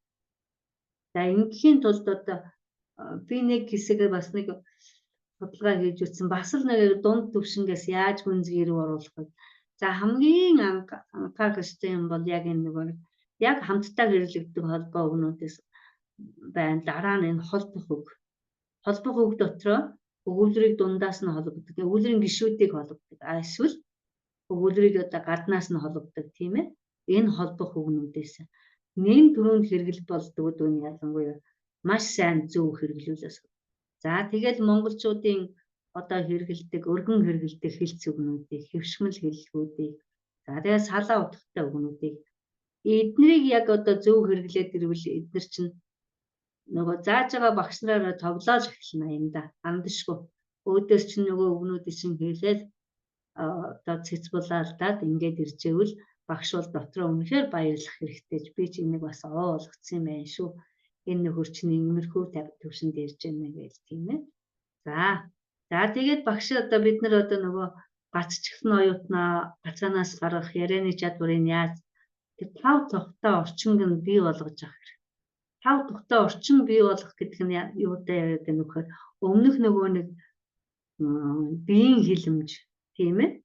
Ухаан хүнийг ингээд ярианд оролцоход нь одоо сонсогчийн зүгээс одоо багш сонсогч болчиход байна шүү дээ. Тэгэхээр тэр багшийн хувьд болохоор тэр ярих сэдлийн төрүүлсэн өөрөө бүр анхаарсан, ухаан суралцагч руугаа харсан тэр яриаг ингээд хүлээж авч ойлгож байгаа.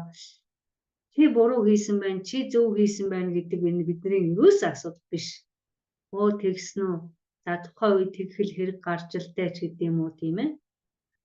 Тэгээд бас 5 тухтай орчин бий болгоход нэг чухал нөлөөлдөг юм бол багшийн нөгөө ингээд ярьсан суралцагчийн ярьсан хэлснийг нөгөөхт нь ярьдаггүй байх. Орж ирээд бусад багш нарт хэлдэггүй байх. Ухаан багшид хэлчихэд бусад багш нарт нь хэлэхгүй юм байж болно шүү дээ. Тэгэхээр багш бол суралцагчийг одоо ингээд яриулах, сэдлийн төрүүлэх, суралцагчийн итгэлийг хүлээхийн тулд бол багш бол маш сайн нууц хадгалдаг ч юм уу. Тэр хүний ярьсан хэлснийг нь одоо ингээд сайхан шингээдэг. Тэгчгээд дараа нь ганцаараа тохиолдвол эргүүлээд тэр сэдвэрээ бас яав тэр чинь юу болов ч гэдэг юм уу, нэг хөөрхөн ганц нэг үг сольдог ч юм уу. Ингэснээрээ яах юм гэхээр дараагийн удаа танд юм ярих тэр орчин бий болно. Тэр итгэлэн төрнө. Тэр нөхцөл нь бүрдэнэ гэсэн сан. Тэрнээс өнөөдөр хэлчлээ өөр хүнд очиод хэлчлээ нөгөөх нь дамжаа сонсог дараа нь ирээд юу ч ярихгүй байж болно шүү дээ. Тэр орчин бий болох гэдэг дээр тухайн үед одоо юу гэдэг нь өрөөний ширээ сандлын асуудлаасаа илүү тэр хүн танд итгэж бүх юмаа ярьдаг тэр орчныг бий болгож тухайн суралцагчийн дотрыг бодлоо гэсэн санаагаар. За тэгээд мөн тохирох арга хэрэгслээ сонгож явах хэрэгтэй. Энэ дээр бол одоо арга хэрэгсэл гэдэг дээр нөгөө шивнэж мэнэж ярих нь биш шүү. Зүгээр ямар сэдвээр ярихын чадвал одоо боломж байвал тийм ээ.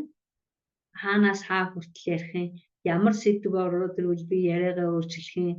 Яриагаа өөрчлөх тухайн үед бол одоо яриагааны сэдвийг өөрчлөх хэрэг байна уу, байхгүй байна уу? Тэр тэгээ ярьж байхаар нь би тэгээ тоосончгүй гэдэг ч юм уу. Ийм байдлыг ерөөсө багш гаргаж бол. Багшийн нэг онцлог, багшийн мэргэжлийн нэг онцлог юу вэ гэхээр суралцагчийн ярьж байгаа бүх юм танаас таашаалд нийцэх ёсгүй, шаардлагагүй. Бид тухайн үед зааж байгаа заасан юмын тухайн үед нь муу ч үгийг, сайн ч үгийг, муухай зүйлийг тэр хэлийг ашиглаад ярихт нь та сонсгол үүрэг. Сонсох үүрэгтэй болохоос биш бид нар шүүгч биш тэнд бол тэр суралцагчийн үед бол. Бид нар зөвлөгөө хүсээгүй зөвлөгөө өгөх шаардлага байхгүй тийм ээ. Харин зүгээр санал бодлоос олзох дээр эрхэн мэдээж хэрэг байлгүй яах вэ? Гэхдээ нэг анхаарах юм бол дараагийн удаад танд илүү ихийг ярьдаг тийм хүнийг л бэлтгээд байх хэрэгтэй л гэдгийг анхаарах хэрэгтэй. Ярианы хичээл шүү дээ. Ярих л одоо сонирхлын төрүүлдэг. Ярих энэ намайг сонсдог хүн, энэ миний үгийг одоо ойлгодог хүн, энэ миний тааламжтай харилцагч гэдгийг л багш байнга тийм сэтгэлийг л төрүүлж үлдээгээд байх юм бол суралцагч нь илүү их ярих болно л гэсэн санаа. За тэгээд мөн ярианы хичээл дээр хичээлийг одоо бэлдэж удирдахын тулд бол одоо суралцагчтайгаа хамт одоо төлөвлөгөө гаргаж байна. Тэгээд энэ төлөвлөгөө гаргахдаа яах юм гэхээр одоо бидний хувьд бол одоо захаас аваад манай багш нар дээр байгаа л да. Дунд төвшөнд ороод ирэхээр ороо 8 MNB-гийн 8 цагийн мэдээ сонсоод ирээрээ гэдэг даалгаврыг бүр өгдөг. Тэгээд багш бас яг зэрэгцээд үзэж байгаа нөгөө би тэрэнд үзээд иргэсэн шүү. Би өөрөө үзнэ. Тэн дээр юу гарав, ямар үг хэллэгүүд гарав тэрийг. Тэгээд маргааш нь очичход мэдээгээр юу гарав гэд нөгөөхөө ингэ.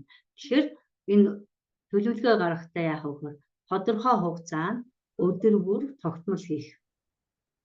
Энэ нь юу ч байж мэдээ үзэх юм уу, эсвэл одоо CD сонсох юм уу, эсвэл нэг дууг 7 хоногийн турш 7 удаа сонсох юм уу? Нэгэ хоорондоо ярилцаад авах хэрэгтэй.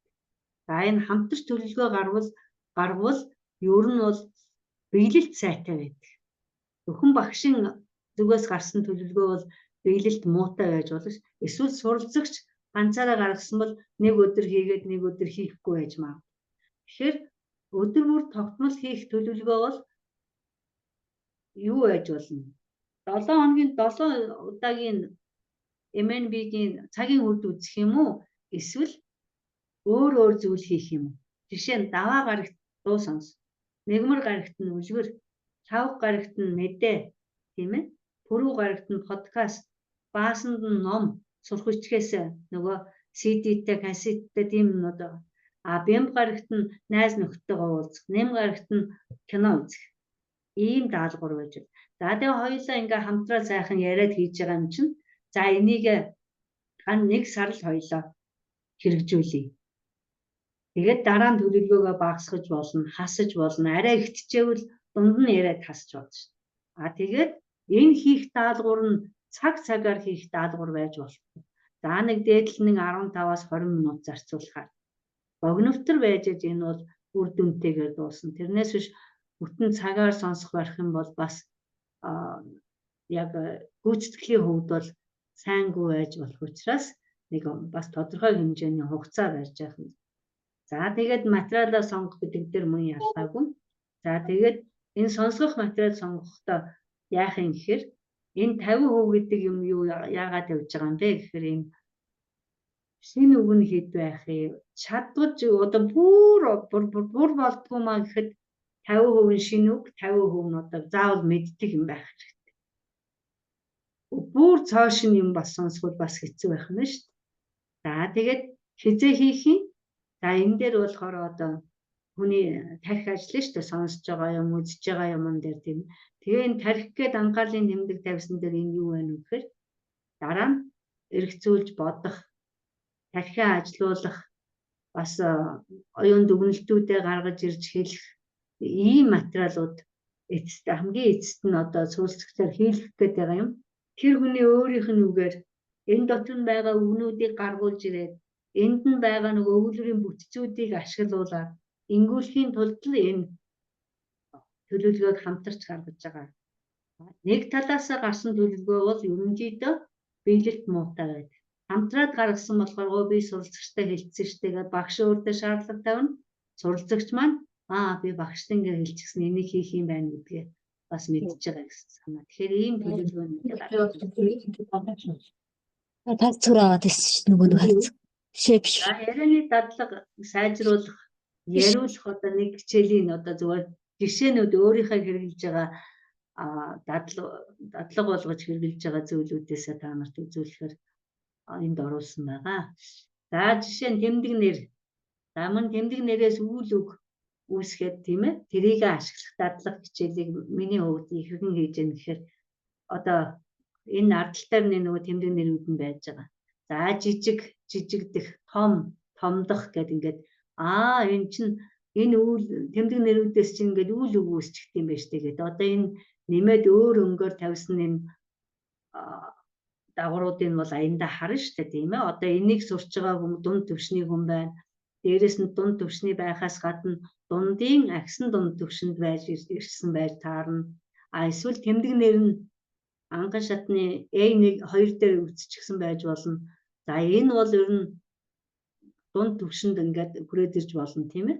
За тэгвэл одоо нөгөө энд нь харсан миний мэддэг үгнүүд шүү дээ бүгдээр.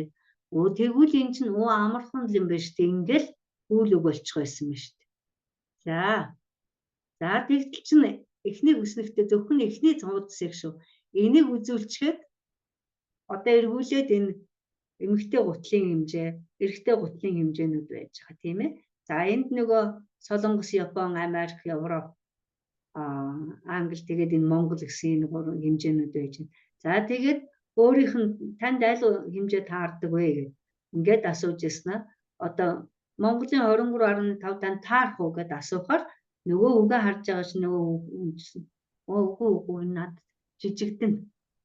Тэгэд ингээд нөгөө үйл үгээ ашиглаад энэ бол яг л одоо ингээд өөрийнх нь мэдж байгаа юм дээрээс тийм ээ сурсан үг өгүүлбэрүүдийг ашиглаад одоо нөгөө хүнээ ингээд сайхан яриулахад нэг зохимжтой ийм дасгал байж байгаа. За энээсээ цааш нь бол багаад уртсгах гэдэг энэ бол гүнзгий шатны оюутан дээр илүү хэрэглэгддэг. Богиносгох тийм ээ өндөрсгөх гэдэг ингээд энэ болохоор гүнзгий рүү эхний энэ үзүүл нь болохоор дунд төвшний агсан дунд хоёр дээр илүү зохимжтой байдаг. Ингээд ямар нэг юм материал ашиглаад ярианы хичээлээ удирдахгүйгээр бэлдээд одоо удирдах чиглүүлэхгүй бол зүгээр хоосон ингээд ярьж байгаа нь үр дүнгээ тооцоход бас хэцүү багшийн үед. Тийм ээ. Тийм учраас за энэ миний үед бол одоо нэг ярианы дадлага хичээл хийлэгдэг. Нэг юм 2 удаагийн хичээлийн материал явж байна. За мөн ярианы дадлага хичээлийг хийлгэхэд нэг ашигладаг зүйл бол за амтан дээр бол нэг ийм одоо хэдэн зүйлээр ингэж яриулдаг. Тэрийг одоо ингэж яриулахын тулд эхлээд нэг амтныг сонгоод багш яг одоо ингэж дараалал нь за туулаа бол одоо тэжээвэр амтан тийм ээ гэдэг ч юм уу энийг юм хэлээ. За эндээс хүүхдүүд чинь тэжээвэр амтан гэдэг үзнэ.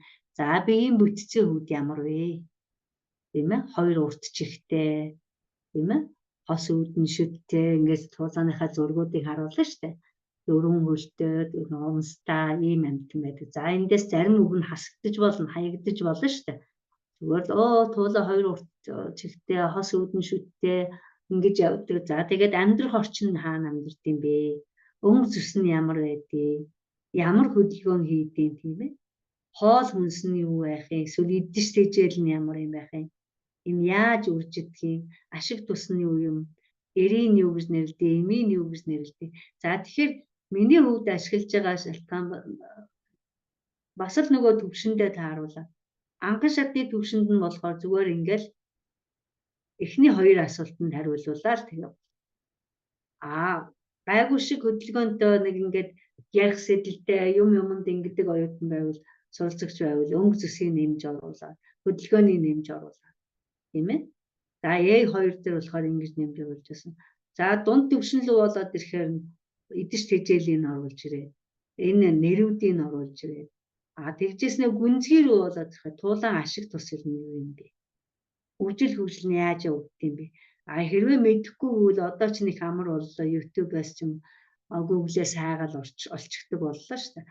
Хэрвээ зурцагч мэдэхгүй бол гэрийн даалгаварт нь бас өгч болно. Ингээд мөн ийм сэдвийг одоо нэг та нар юу ч авч болно шүү дээ. Нохоо байж болно, муур байж болно тийм ээ.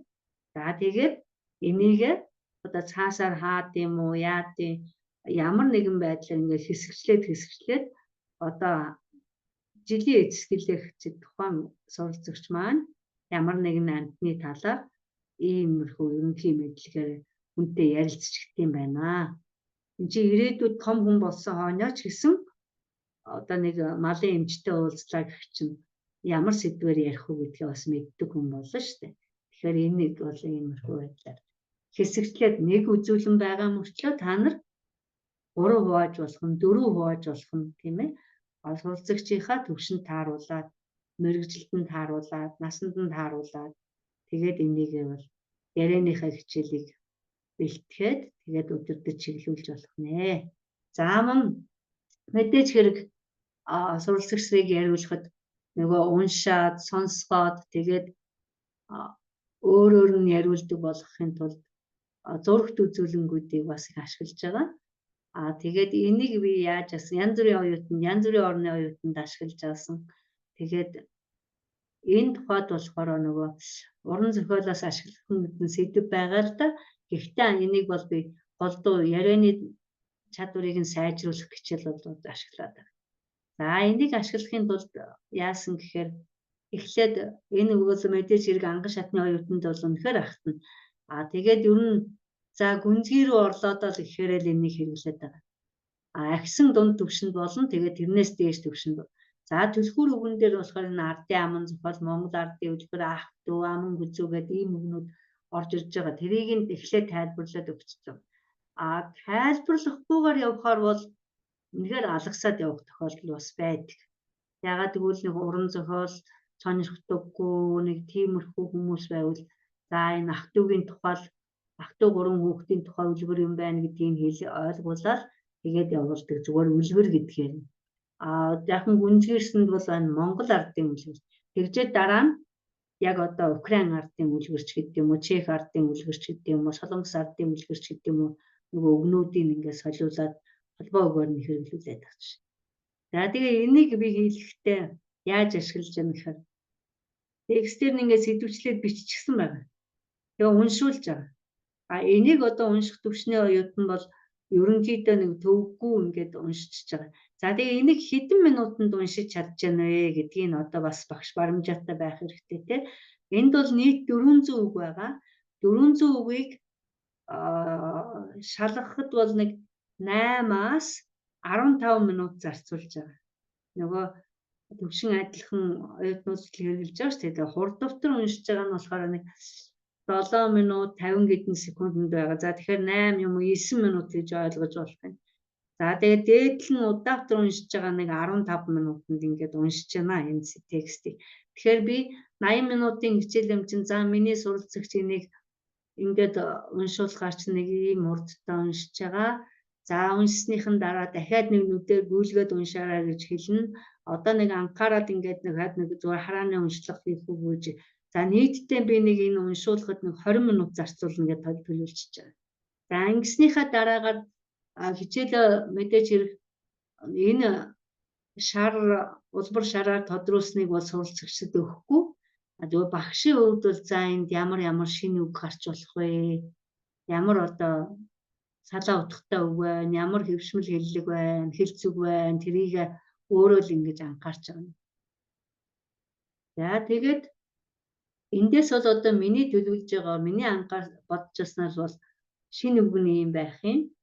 За холбоо үгнүүд гарч ирнэ. Холбоо үгнүүд айл, хэсэх, юм гуйх, аж төрх, амны хишиг дутах, айл зарагдах, харангадаж өгөх, турж өгөх гэсэн ийм холбоо үгнүүд гарахаа. За тэгээд энэ нөгөө нэг тал үгдүүлээ ширэм гэж байгаа байх шүү. Энэ хагас гэсэн утгаар орж ирж байгаа.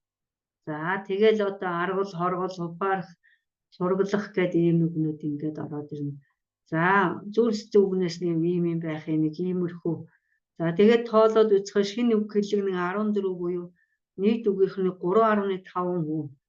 Тэгэхээр энэ бол ерөнхийдөө миний хувьд бол унших материал байж болох, сонсгох материал байж болох гэж үзэж байгаа учраас үнзгээд одоо агсан дунд буюу үнзгийн шатны оюутанд ярианы дадлага хичээлийг энэ дээр ингээд явуулчихж байгаа.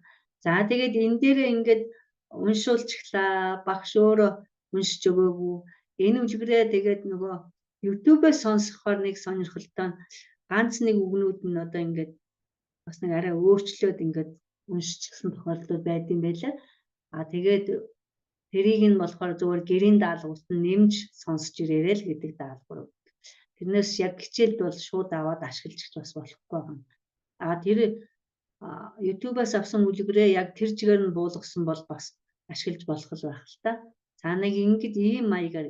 За ингэснийхаа дараа гэрийн даалгаврын хувьд яаж юм бэ? Тэгээд нөгөө одоо ах トゥ 3 гэдэг үлгэр уншуулцаад яах юм гэхээр нөгөө цуврал зургуудаа ингээд үзүүлж байгаа.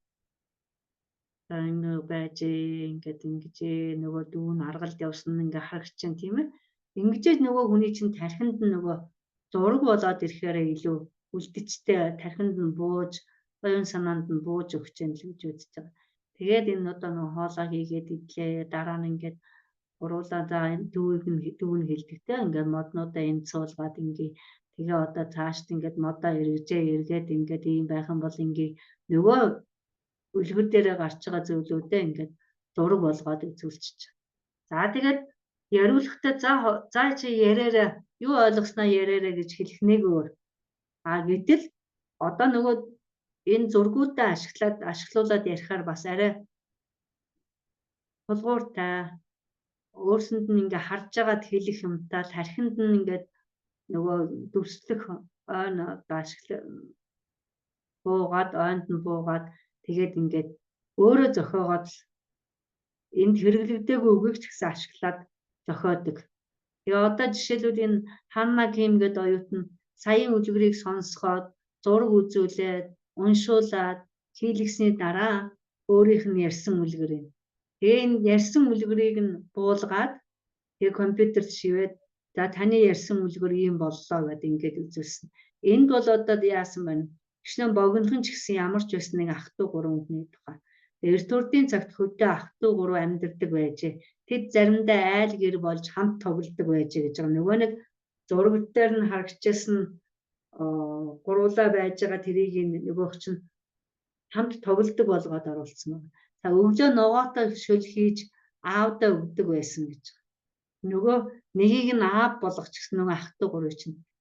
Нэг нь аав, нэг нь ээж, нэг нь хүү болдог байсан гэж байгаа. Нөгөө гурав чинь гэр бүл айл гэр болгож тоглуулад тэгээ хүү нь аргал түүж, ээж нь гэрийн ажил хийж, аав нь гэртээ сууж яадаг гэж байгаа. Нөгөө бидний хэлснээс арай өөрөөр болоод ирж байгаа. За гуруула маханд дуртай. Тиймээс ээж нь бууз хийх дуртай. Хүү нь ээжтэй тусалдаг, аав нь хоол хүлээдэг. Сууж яадаг л гэж ойлгож шүү дээ. Түүний найз Монгол хаан байсан. Тэр найзаа сансан. Хүү найзтайгаа уулзахаар урт зам туулсан. Хааны ордонд ирж харуулаас намайг оруулаач гэж гуйсан. Харуул зөвшөөрч тэр найзтайгаа уулзсан. Тэд их баярлжээ. Энэ нөгөө агшин дунд төвшний оюутанд одоо энэ зургуудыг үзээд энийг уншаад тэгээд нөгөө үгнүүдэд ашиглаад өөрөө нөгөө үлгэрээ ярихаараа ийм байдлаар одоо ирж ярьж өгч байгаа. Тэгэхээр миний хувьд бол миний зорилго ерөнхийдөө биелсэн гэж үзсэн энэ хичээлийн дараа. Яагаад гэвэл энэ хүн ах トゥ 3 гэдэг үлгэрийг зохиохдоо нөгөө 3 хүүхдийг чинь айл гэр болж тоглож байгаагаар өсөөлөөд цаан цамцтыг аавна гэж заасан. Тэгээд цэнхэр дээлт нь болохоор нээж нь нөгөөх нь ингээд хүүн болоод ингэж гэр бүл айл гэр бол тоглож байгаа байдлаар энэ үлгэрийг ингэж зохиож өгсөн байгаа. Тэгээ миний хувьд бол би бас зорилгоо биелүүлчихлээ л гэж бодож байгаа. Дараа нь бол суралцагчаасаа нөгөө гарсан холбоо өгнүүдийг энд би нөгөө өөрөө төлөвлөсөн байсан шүү дээ. За нэг юм. Тэгээд энэ дээр яасан гэхээр өөрийнх нь амьдарч байгаагаад танаа энэ тэнд ч одоо айл хэсэг гэж юу байд юм уу байдгүй юм гойж болох уу болохгүй юу тийм ээ. Та айлд зарагдаж байсан уу? Танаа оронд чинь одоо хүмүүс харангадаж өөхөх гэж байх уу байхгүй юу? Турж өгдөг хүн байдгүй байхгүй юу? Тэгэхэд тэр хүн болохоор энэ одоо нөгөө Африкт их байдаг багшаа энэ төр гэж байгаа бас зөвхөн одоо Германыхаа тухай биш бүр яг ингээд өөр твүүдийн тухай хүртэл хамруулад энэ холбоо өгнүүдээс ингээд ашиглахыг багш чиглүүлээд ингээд удирдаад өгөхөөр тэр талаас нь.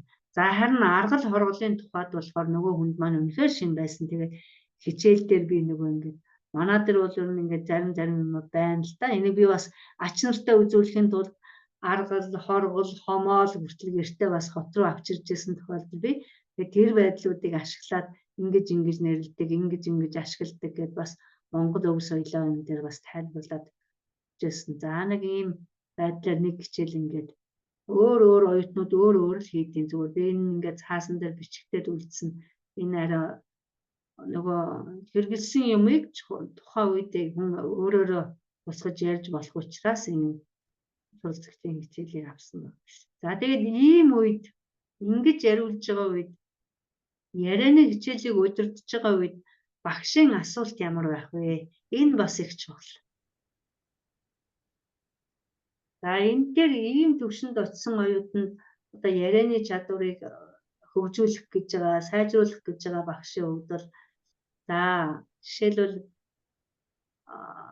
таны үзэл бодол юу вэ? Та юу гэж бодож байна? Яг тухайн хүний эргцүүлэн бодоод хийж байгаа тухайн юмыг хараад хийж байгаа тайлбар гэдэг юм. Тийм юмнуудыг гаргуулахын тулд байх хэрэгтэй. Жишээлбэл энэ хэн бэ? Тэр юу хийж байна вэ гэдэг асуултыг бол энэ төвшөнд тавиад байх нь тийм зохимжтой биш. Тэгэхээр аргалын талаар таны бодол юу вэ? Монголчууд аргалыг ингэж хэрэглэдэг. Аргалын талаар таны бодол юу вэ? Энэ эко маш сайн түлш байна ч гэдэг юм уу тийм ээ гэж хэлж болно шүү дээ. За айл хэсэг талаар та ер нь юу гэж бодож байна гэдэг юм уу? За тэгээд хэрвээ группээр ордог бол тийм ээ багаар ажилладаг бол жишээл Ханнагийн хэлсэн дээр нэмэр юм байна уу? Юу нэмэр байна? Нөгөө хүнийг ингээд яриаг нь сонсцсон байгаа шүү дээ. Энэ дээр нэмэх юм байна уу? Нэмэх тайлбар байна уу? Юу нэммээр байна? Иймэрхүү төвшөнд асуулт нь бас өөрч. За эсвэл танд нэмж хэлэх юм байна уу? Өмнөөс нь арай өөр юмыг бодуулах гэдэг шүү дээ. Өөр бодол гаргуулж гэж. Танд нэмэх зүйл байна уу? Асуултууд нь бас арай өөр. За эцэст нь бид ийм тайлбар хийлээ. Одоо бидний ярьсан юмыг хэн нэгтгэж хэлэх вэ?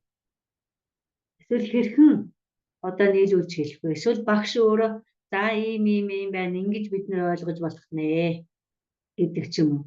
Тийм байдлаар одоо эцэст нь дүгнэлт хийгээд ярьсан зүйлээ ингээд базаад сайхан эхнээс нь төгсгөл хүртэл за миний бодлоор юу нэг сунжруулж их олон болгож болохгүй хамгийн товчхондоо нэг 2-3 өгүүлбэр уртдаа нэг 4-5 өгүүлбэр байх хангалттай. Тэр өгүүлбэрүүд нь бас их урт одоо нийлмэл өгүүлбэрүүд байх шаардлагагүй. За энгийн нийлмэл өгүүлбэрийн төвшөнд байт юм уу? Яагаад гэвэл нөгөө суралцагч нараа бид нэр эргэлзээтэй үлдээж болохгүй учраас нэг за энэ гүнзгий юм уу агсан дунд төвшин учраас мөн тодтол өгшөө өгүүлбэр төсвөн өгшөө өгүүлбэртэй тайлбар байж болно. тэрнээс илүү хүндрүүлэх шаардлага байна гэж байна. За мөн ярианы дадлага хичээлийг бас нэг боломжтой хувилбар гэж бодож байгаа нэг зүйл бол холбоо үгнүүдийг ашиглах дасгал байж болно, дадлага хичээл байж болно. За жишээ нь энэ дээр хүрх гэдэг үйл үгийг холбоо үгээс одоо ингээд биччихсэн, багш хичээл бэлдчихсэн. За тэгээд энийг мөн уншуулах эсвэл одоо өнөөдөр бүгдээр хүний одоо бие төрдөг энэ мэдрэмжүүдийн талаар ярилцъя гэдэг юм уу? Энийг хэрхэн монгол хэлээр илэрхийлдгийг сурыг. Манай монгол хэл нь ч юусоо ганцхан үг байхад л баг бид нар бүх одоо өөр төрж байгаа мэдрэмжүүдээ ингээд хүнд илэрхийлчихдэг юм аа гэдгийг хэлдэг ч юм уу, тийм ээ. За тэгээ эхний баганд бол дандаа нойр хүрх, өөр хүрх, залхуу хүрх, жижиг хүрх, инээд хүрх, хорхоо хүрх, дургуу хүрх, баас хүрх, шээс хүрх. За энэ дээр баас, шээс гэдэг үгийг авахаасаа эмзэглээд байх ерөөсөн юм байна. Энэ бол биднэр сургагч, биднэр туслагч, тийм ээ. Тийм учраас бид ерөөсөө энийг яаж хэлхийг, яаж одоо хэрэглэдгийг бид нар зааж байгаа учраас хэрэглээний хэлцүү, хэрэглээний талаас нь зааж байгаа учраас энд бол санаа зовоод авахын шаардлага байхгүй.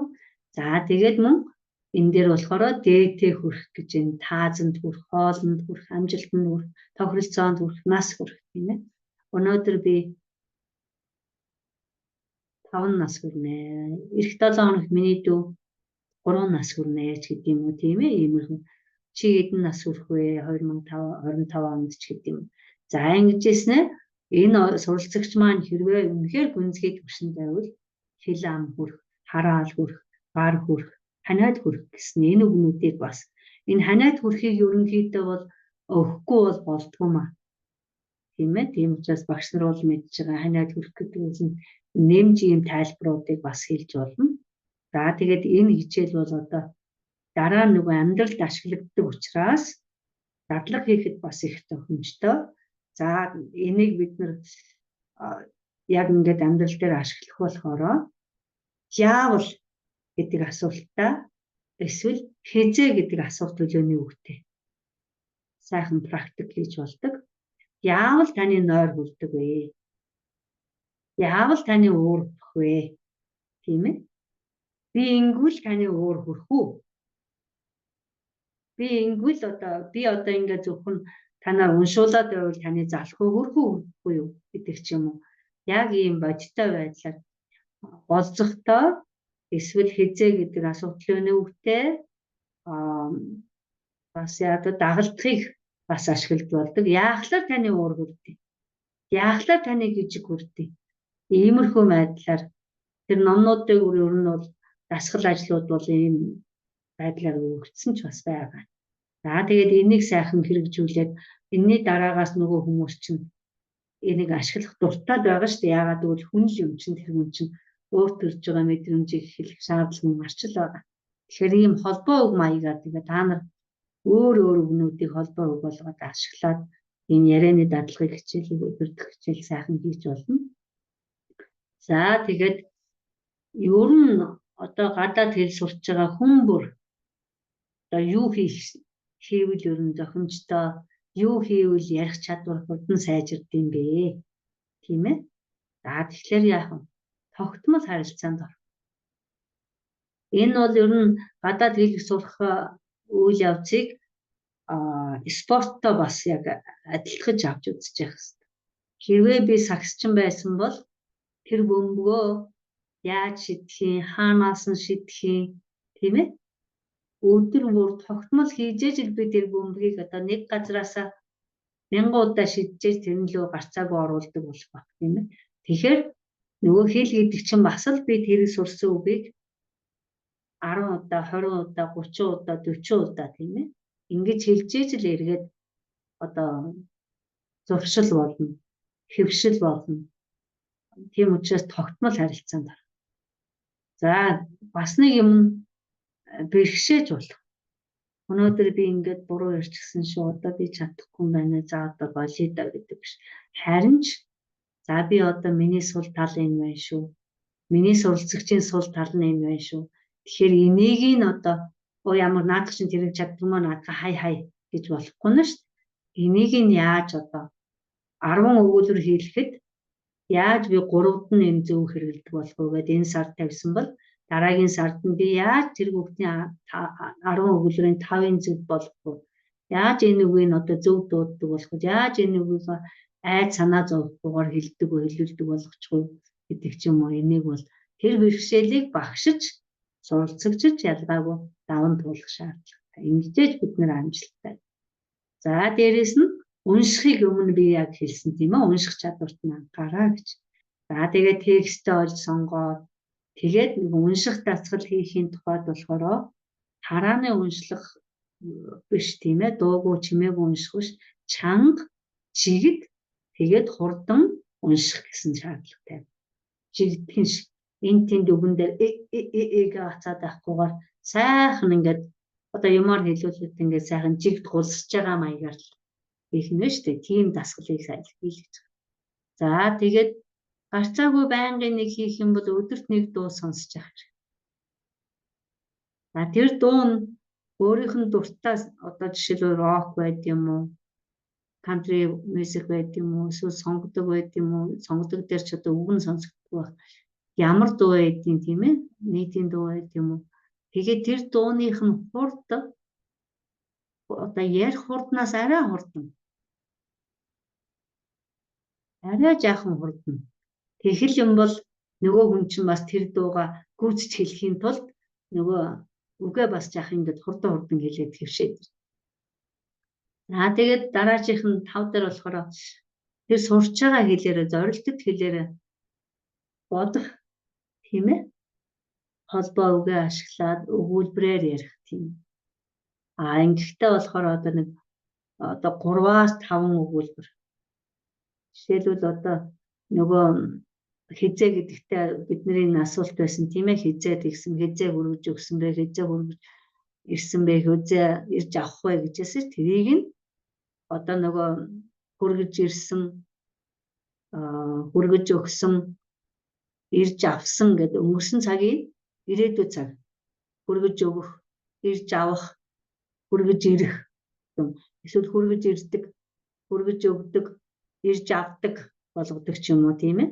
Өөр цаг дээр төгсгөж болно. Эсвэл нөгөө үлийн эзнийг одоо ингээд өөрчилж болно. Багш, эмээ, өвөө гэд нөгөө үгээ цээжлүүлэх гэж байгаа үгэн дээр.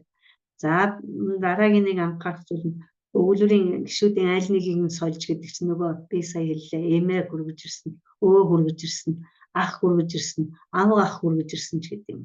За энд авсан жишээ бол би наран туул захтаар байна. Наран туул захтаар байсан. Наран туул захтаар байдаг. Наран туул захтаар баймаар байна ч гэдэг юм. Тийм ээ? Ийм одоо цагаар би гэдэг үгийг одоо багш, ах, та хоёр аавын бүш автобус галт тэрэг таксиг хүлээж байна. Тэгэхээр би хүлээж байна гэдэг өгүүлбэрийг би багшийг хүлээж байна, ахыг хүлээж байна, та хоёрыг хүлээж байна гэдэг өгүүлбэрийнхаа тусгатгууныг нь одоо ингээд сольдог юм. Иймэрхүү маягаар нөгөө ингээд өгүүлбэрийн гишүүдийн солиулаад энийг анхаарч явахдаа яг гэхээр дээр нөгөө ярьсан хурд жигдхэн яриулах. Тэгээд бас нэг боломжтой чангаар тийм ээ.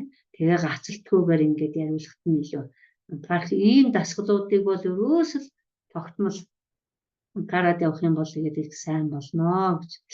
За миний хувьд нөгөө судалгаагаа хийж явах хэвчээ ер нь багш хүн бол байнга одоо эрэл хайгуул хийж би та нарт бас нэг хэлсэн байхаа багш бол өлсгөлэн байх хэрэгтэй. Тэгээ юун дээр шуналтай байх хэрэгтэй гэхээр ер нь өөрийгөө хөгжүүлэх дандаа ингээд мэдж байгаа сурсан юмнуудаа ингээд шинжилж одоо сүүлийн үеийн мэдээллүүдийг авчих ажлыг бол багш хүн бол зайлшгүй хийж явах ёстой. Миний хувьд нөгөө судалгаа хийж явах хувьд хоёр байгууллагт ингээд гишүүнээр элсэжсэн энэ дандаа нөгөө гадаад хэлний багш нарын нэг нь бол энэ Actwell байгаа, мөн нэг нь Aalтай гэдэг. Actwell нь болохоор нөгөө Америкт байгаа гадаад хэлний багш нарын холбоо байгаа.